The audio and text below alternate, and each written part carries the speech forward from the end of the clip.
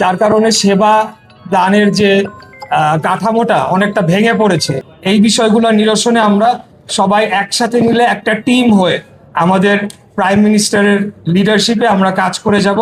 আমাদের মধ্যে অত্যন্ত ফলপ্রসূ কয়েকটি বিষয় নিয়ে আলাপ আলোচনা হয়েছে, যার মধ্যে গুরুত্ব পাচ্ছে যে আগামী ডেঙ্গুর সিজনের আগে যাতে মশক নিধন কর্মসূচিটা আমরা ব্যাপকভাবে ছড়িয়ে দিতে পারি।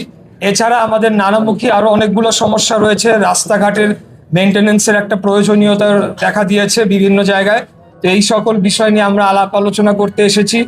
আমাদের মাননীয় প্রধানমন্ত্রী জনাব তারেক রহমান উনি আমাদের সবাইকে নির্দেশ দিয়েছেন, যেহেতু একটা ভালো একটা নির্বাচিত সরকার বেশ কিছু মাস অথবা 1.5 বছর যাবৎ অ্যাবসেন্ট ছিল, যার কারণে সেবা দানের যে কাঠামোটা অনেকটা ভেঙে পড়েছে।